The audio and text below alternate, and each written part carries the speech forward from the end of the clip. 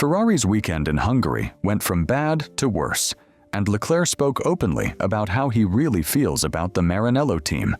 The Monegasque driver led most of the race and seemed to have everything under control, but when the pit stops came, it was clear how his pace dropped disappointingly.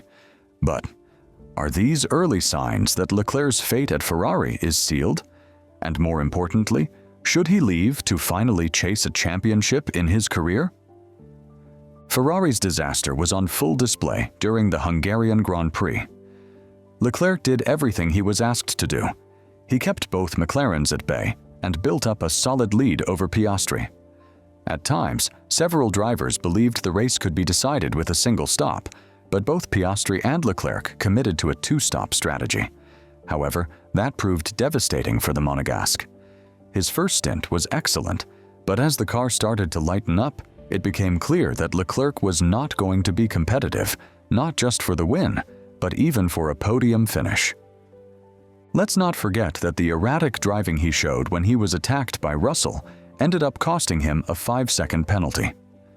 Luckily, Alonso was too far away and was able to hold on to 4th place. Still, this shows how disappointed he is with the team's strategy and the car's performance, something they need to fix urgently if they want to keep Leclerc once his contract expires. It's pretty sad to see one of the best, if not the best, drivers on the grid suffer these failures, not only because of the team's strategy, but also because of the car. Yes, I know what you're thinking. He was going to finish ahead of both McLarens thanks to his pure pace. And you're probably right. Despite the difference in strategy between the McLaren drivers, Leclerc was going to have a lot of trouble keeping them behind in the second half of the race when the McLaren car starts to perform better. But even so, the team didn't listen to him, and no one understands why. That was something he himself expressed over the radio in the middle of the race.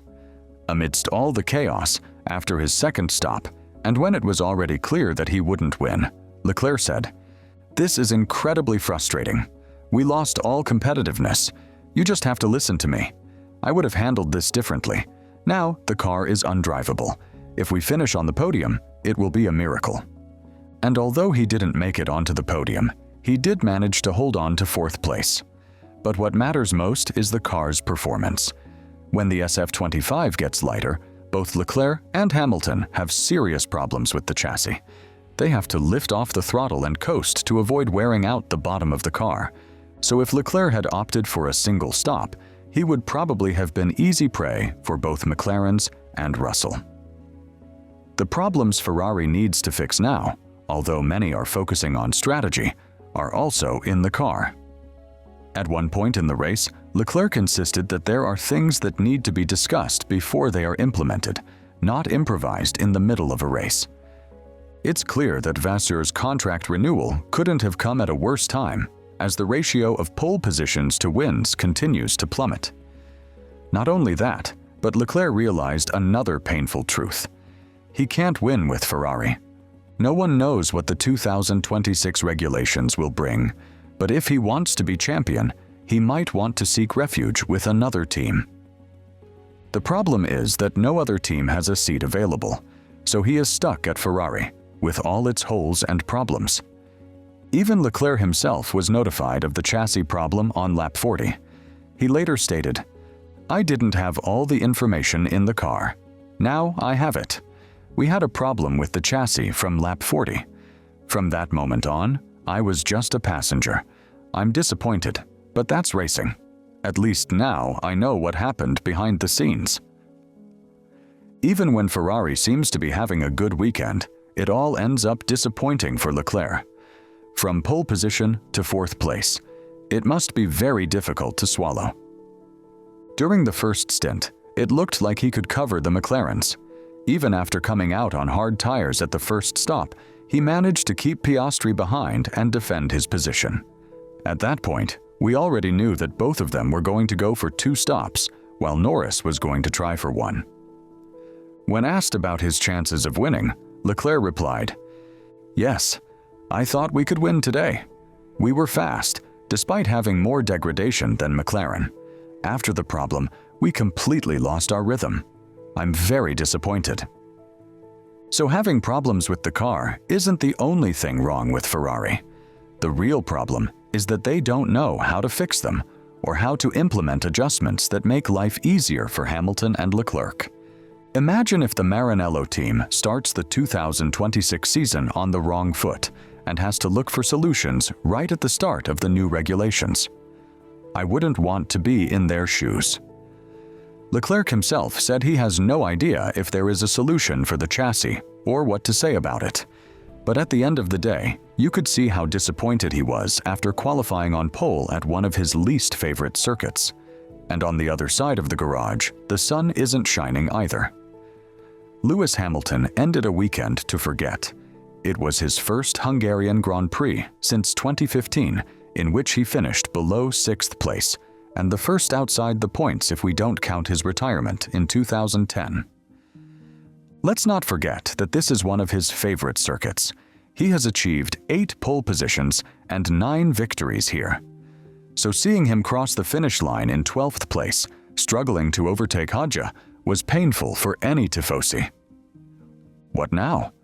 From a general perspective, Ferrari is in serious trouble. New regulations are just around the corner, and they are already working on that car. But in 2025, will we see more disappointments from the SF25? We already heard Hamilton complain that Saturday was useless, and his result on Sunday reflected what many fans already think. It's time for an internal revolution. Extending Vasseur's contract may not have been the best decision Ferrari could have made right now. There is a clear conflict of interest. Shareholders and drivers are demanding results, and there is nothing in sight. If we ignore Hamilton's sprint victory in China, Ferrari has won nothing in 2025, despite being considered favorites alongside McLaren in February after preseason testing. So, although it hurts to open this debate, we have to ask ourselves, is Ferrari the right team for Leclerc? The fact that he took pole position on Saturday, while Hamilton didn't even make it through to Q3, shows that he is still the Prince of Maranello, and that he can adapt better than anyone else to the car's behavior. But that's not enough to win championships. That's precisely why Ferrari ruined the careers of champions like Alonso and Vettel. And that's why Leclerc would perhaps do well to think outside the box and consider whether there might be an opportunity at another team in the near future. Of course, this is just an idea. I'm not saying that Leclerc is already looking to leave the team. I'm just saying that if Ferrari gets it wrong with the new regulations, it will be clear that it will be years before they have another real chance. And when that change comes, who knows? Maybe they'll fail again, because they're not doing anything now to solve the problems they already have. That's the main problem, not just on the pit wall, but back in Maranello. Real solutions. We saw it with McLaren. The whole 2023 restructuring took them to the top in just 1 year. We also saw Horner get fired after 20 years at Red Bull for lack of results. So, what's stopping Ferrari from making radical changes to help its drivers win a championship for the first time since 2007? With all this on the table, do you think Leclerc's frustration with Ferrari is justified, even though he found out about the chassis problem on lap 40? And, more importantly, do you think there's any real chance he'll win a championship with the Maranello team in the near future? Leave us your thoughts in the comments, and when you do, don't forget to click on the video appearing on your screen right now.